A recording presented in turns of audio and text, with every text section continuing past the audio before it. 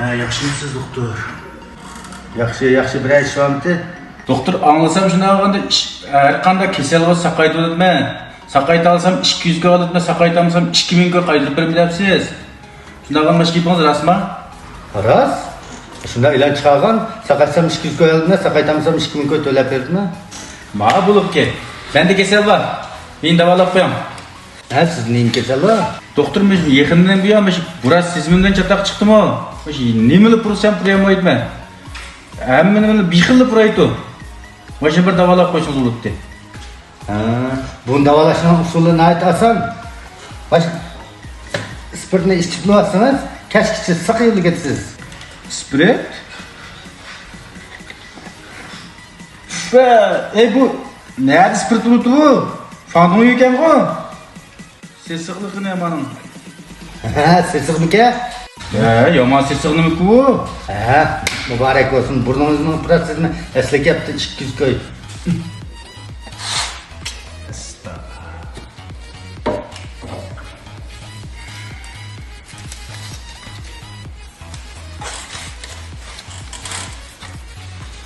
Doktor. Çatak oldu. Bu kadın ben iyi çatak çıktı. Ben nim oldu sizge? Doktor, bu kadın nim oldum ki? Tuş kabiliyetim tuluqli kadın çıkartken okşaydı. 5 minut burun tıkayıştım tuluqli eslenmesini olap kaldım hazır. Bu nervam çatak çıkan okşaydı doktor. Başını davalap koymuşsunuz olmadı. 5 minut burun kışını eslenmesi olap kaldınız mı? Bunu davalaşının usulunu attı. Tamam, spirtini içip olursanız Eyle gıçılı olmuşluk getirsiz. İyi mi? Spirit? Kaç gün bana vergen fandoyu şuğu bu. Kimden aldı avatsız doktora? Eline atlamanız ne?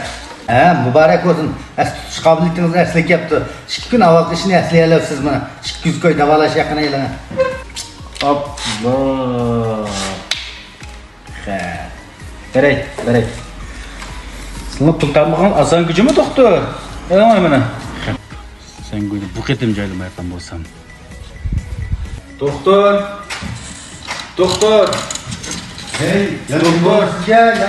Doktor, küzem çatak çıktı. Küzemi davalap koyayım. Bak küzem çataksız olmaydı doktor. Küzemi kırıp Bolgan toz sizin yanımda. Ma dünyanı gömsem bulmaydı doktor. Davalap koyayım bak küzemi doktor. Nim oldu gözünüzge? Kaç gün saktınız bu? Uxmudım doktor, akşam saktım. Ettigende kopsam başında bulap kaldım ki işimini göremedim. Bunda kılına gözünüzü bir görep bakay.